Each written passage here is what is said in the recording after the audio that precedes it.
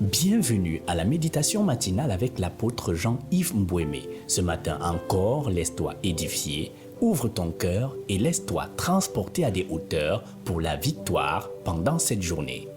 Bonjour bien-aimé dans le Seigneur, que le Seigneur te bénisse abondamment dans le merveilleux nom de notre Seigneur Jésus-Christ. Une fois de plus, je suis béni de te retrouver sur cette plateforme divine que le Seigneur nous a accordée, MEMA Méditation Matinale. Une plateforme de croissance, une plateforme de victoire, une plateforme d'élévation, une plateforme de distinction, une plateforme de lumière au travers laquelle le Seigneur révolutionne les vies, bâtit la foi, accorde la victoire et la clairvoyance à plusieurs. Je voudrais croire que cette plateforme te bénit énormément. Et nous sommes encore bénis ce matin de nous retrouver donc en communion avec le Saint-Esprit et entre nous avec le Père Tout-Puissant, bien-aimé, pour avoir encore des lumières et l'énergie qui nous donne de démarrer la journée sur un piédestal élevé. La grâce du Seigneur te localise ce matin au nom de Jésus-Christ. Bien-aimé, est-ce que tu sais pourquoi MEMA est si importante? Sais-tu pourquoi la méditation matinale est si capitale?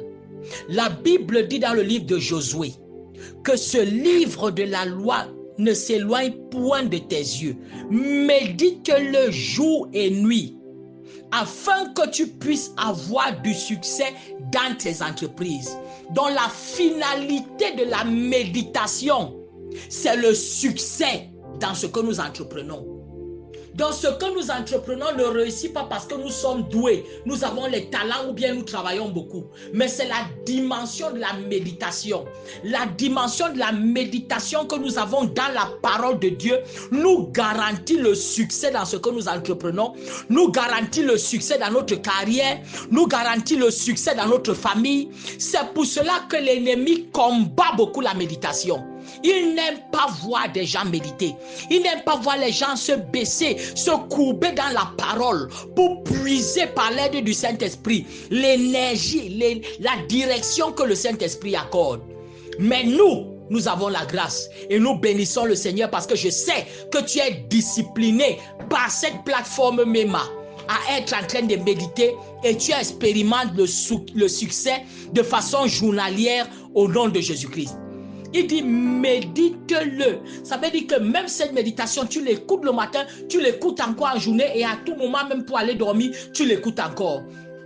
Il dit médite jour et nuit afin que tu puisses avoir du succès dans tes entreprises et afin que tu puisses réussir. La méditation te communique l'énergie du succès. La méditation te communique l'esprit du triomphe. La méditation te communique l'esprit de la victoire. Voilà pourquoi au travers de la méditation, le Saint-Esprit se rassure qu'il t'impacte des vertus divines garantissant le succès. Reçois cela ce matin au nom merveilleux de Jésus-Christ. Bien-aimé, le thème de notre méditation ce matin, mène sagement tes batailles. Mène sagement tes batailles. Bien-aimé, que tu le veuilles ou pas, tu es appelé à confronter et avoir des batailles. Oui, dès que tu nais, commencent tes batailles. Parfois même tes batailles commencent dans le sein maternel. Dans le sein maternel déjà, les batailles ont commencé. Les batailles, même pour que tu sois même conçu, la bataille commence. Parce que quand les scientifiques ont étudié, ils ont constaté le système que Dieu a mis en place. Le spermatozoïde qui a permis que tu sois aujourd'hui l'humain que tu es le spermatozoïde qui a eu la victoire sur des milliers d'autres spermatozoïdes. Essaie de penser à ça.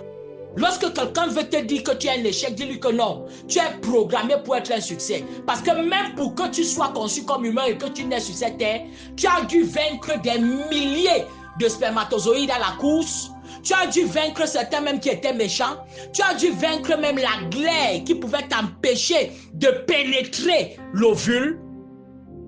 Tu as vaincu toutes ces choses. Donc, bien-aimé, dès ta conception, tu es déjà destiné de manière à ce que tu confrontes des batailles, tu confrontes des challenges et tu es vainqueur de ces challenges. Le seul fait que tu sois sélectionné parmi plus de 12 000 spermatozoïdes qui ont été relâchés. Bien-aimé, imagine-toi, à l'école, tu es le premier sur 12 000. Ah non, fais-toi une idée. Le premier sur 12 000 élèves. Bien-aimé, voilà ce que tu es. Mais maintenant, ce que tu dois comprendre, comme je le disais, que tu le veux ou pas, tu vas faire face à des batailles. Les batailles financières, les batailles émotionnelles, les batailles professionnelles, les batailles familiales, les batailles maritales, les batailles spirituelles. Il y a les batailles. Nous naissons dans les batailles et nous partons de cette terre en laissant encore même des batailles. Le problème, c'est que plusieurs parfois fuient leur bataille. Ou bien plusieurs deviennent des échoués de ces batailles parce qu'ils ont mal mené leur bataille. Quand tu mènes mal ta bataille, bien-aimé, tu peux sortir perdant. Tu peux sortir comme un fuyard. Tu peux sortir également victime parce que tu mènes mal tes batailles. Bien-aimé, plusieurs échouent parce qu'ils ont refusé la bataille. C'est comme un enfant qui s'en va fréquenter et qui fuit chaque fois le jour de la composition. Bien-aimé, quel que soit comment il est, il ne pourra pas avoir des avancements. Si tu fuis la composition chaque fois, tu n'auras pas d'avancement. Tu n'auras pas. Alors, tu dois confronter tes batailles. Le tout, c'est qu'il faut connaître, mener sagement ces batailles. Et je vais te donner quelques secrets ce matin. Oh, bien-aimé, sois attentif, s'il te plaît. Sois très attentif et prends de quoi noter. Parce qu'il te faut noter quelque chose aujourd'hui. Il y a deux dimensions principales de bataille. Je vais te souligner ces deux dimensions et ça va te donner une clarté dans la vie. Que dès que quelque chose se présente devant toi, tu connais déjà dans quelle dimension classer cette bataille. Deux dimensions de bataille. Écoute ceci d'abord. On a la bataille qui sont les figures de la bataille contre Goliath. Il y a des batailles dans la vie qui sont des figures de la bataille contre Goliath. Les deux dimensions de la bataille que nous allons voir aujourd'hui se reflètent très bien dans la vie de David.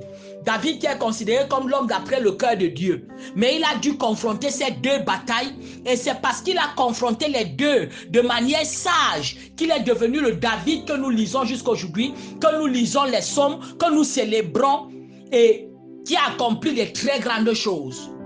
Alors bien aimé, la bataille contre Goliath, je vais premièrement te dire ceci. Dans la bataille contre Goliath, cette bataille requiert 5 dimensions. Elle requiert de toi 5 choses. Il y a 5 prérequis pour être vainqueur des batailles contre Goliath. C'est qui Goliath d'abord? C'est quoi Goliath? Quand je dis les batailles contre Goliath, qu'est-ce que cela représente? Ce sont les ennemis ouverts.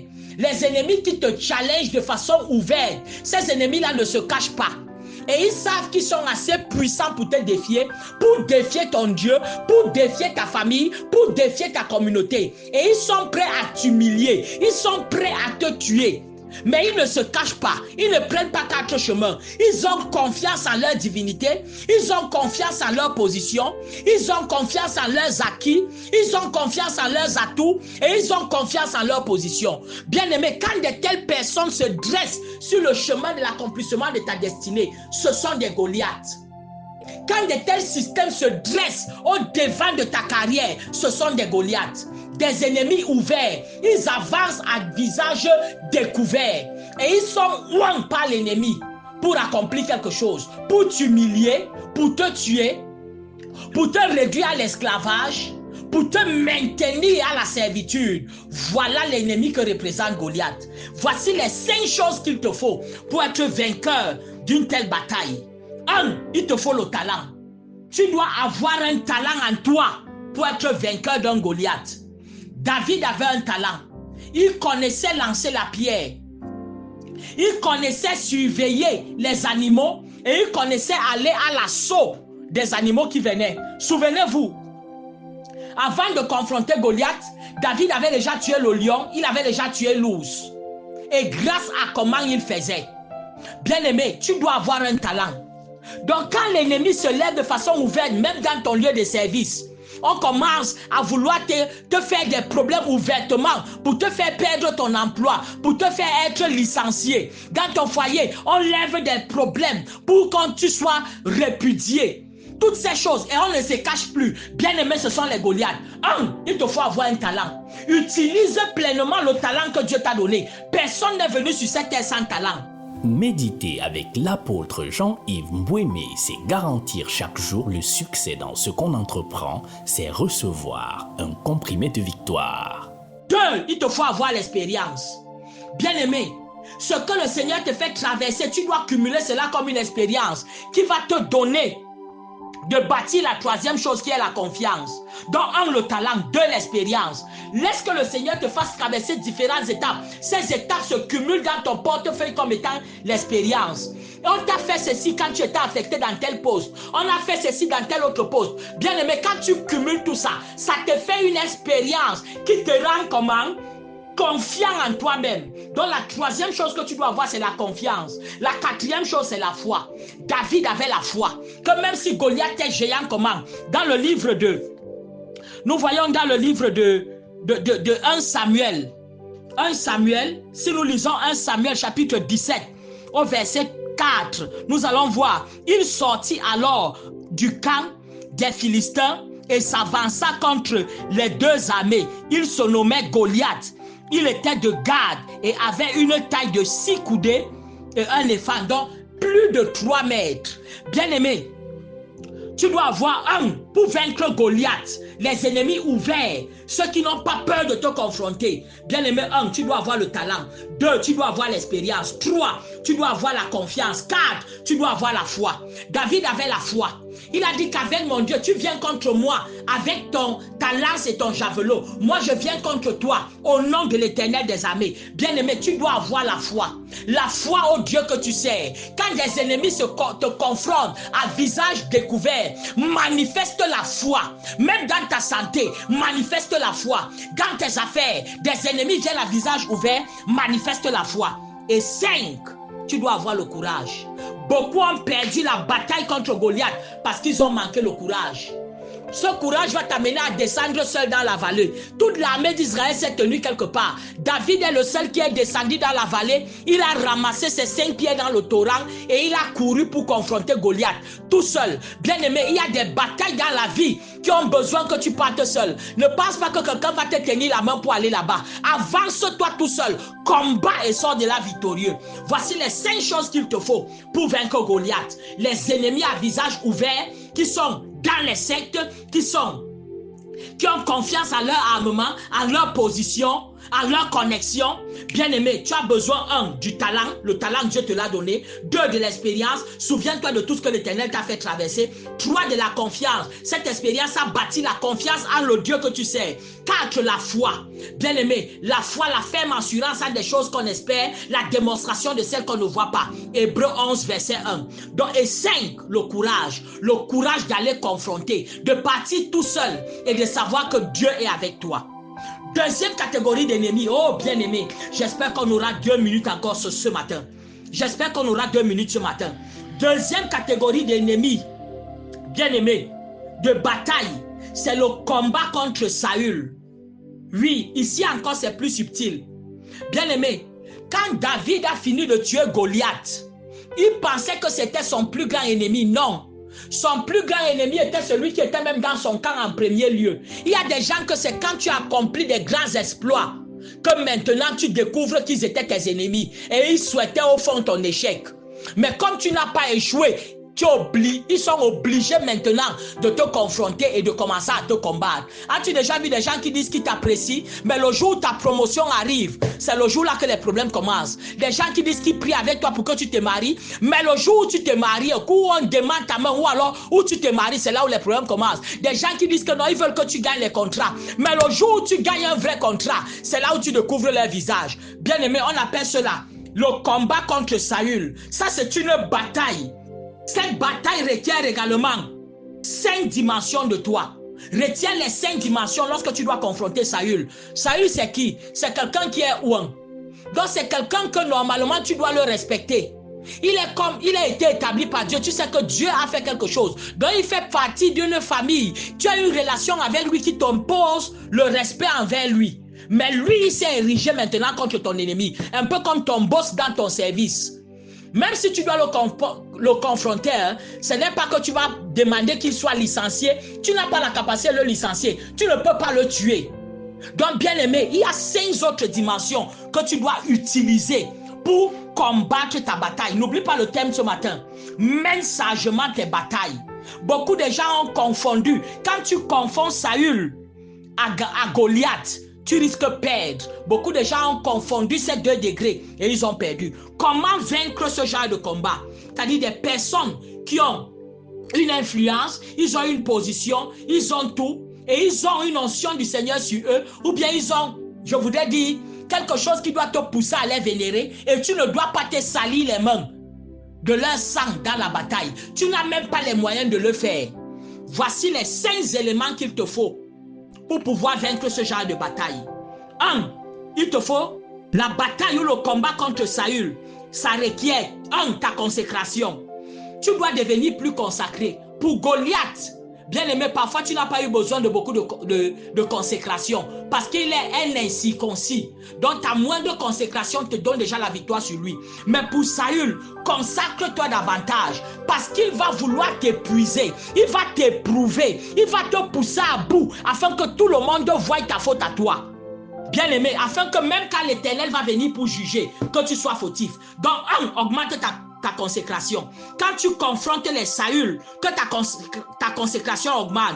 2. Ta lumière.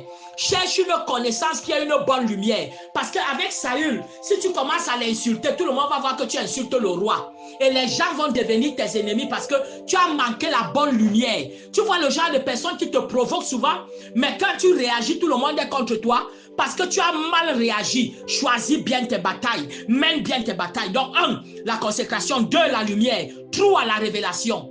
David a dit, je ne peux pas toucher cet homme parce qu'il est loin de l'Éternel. Si je le touche, Dieu lui-même va m'en vouloir. Bien aimé, ça c'est la révélation. Alors que David a eu plusieurs fois l'occasion d'assassiner, de frapper Saül, mais il ne l'a pas fait. Pourquoi? À cause de la révélation qu'il avait que pour que demain il puisse régner en tant que roi, il ne faut pas qu'il verse le sang d'un roi qui le précède. Bien aimé, ça, c'est la révélation. Il y a des gens qui te poussent pour que tu commettes des fautes. Et afin que ces fautes-là commencent à peser sur le restant de ta vie, ce sont les Saül. Donc, tu dois avoir 1. La consécration. 2. La lumière. 3. La révélation. 4. La patience. David a eu beaucoup de patience. Saül a fait à plusieurs reprises des tentatives d'assassinat contre David. Mais David avait beaucoup de patience. 5. Tu dois avoir l'endurance. Ne te fatigue pas.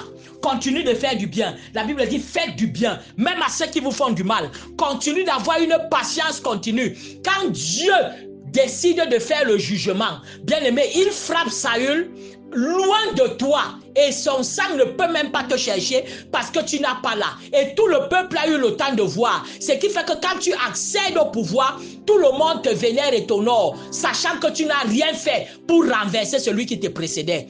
Bien aimé, ce matin, reçois cette intelligence. Tu reçois maintenant et tu mènes sagement toutes tes batailles. Père éternel, toutes les batailles que j'ai menées sans connaissance, aujourd'hui, ma mentalité change. Je mène sagement mes batailles et je les remporte à chaque niveau. Toutes mes batailles contre Goliath, je me lève, je suis victorieux. Mes batailles contre Saül, je suis victorieux. Au nom de Jésus-Christ, mes mains ne tremperont plus jamais dans le sang, ni dans l'échec de quelqu'un. Au nom de Jésus-Christ, amen. Tu es béni. Je t'aime beaucoup. Je suis l'apôtre Jean-Yves Bouémé pour te servir. Mon numéro, le 673 07 16 00. Une seule parole, un seul mot, c'est Shalom. J'espère que tu as été édifié encore ce matin avec l'apôtre Jean-Yves Bouémé. Retrouve l'intégralité des méditations précédentes sur toutes les plateformes MEMA. Télécharge l'application MEMA sur les plateformes Play Store et Apple Store, disponible aussi pour desktop. Retrouve MEMA, méditation matinale avec l'apôtre Jean-Yves Bouémé sur toutes les plateformes Facebook, WhatsApp, YouTube, TikTok et édifie ton âme. Rendez-vous demain encore pour une autre méditation matinale. Like, partage et abonne-toi à la chaîne Mema.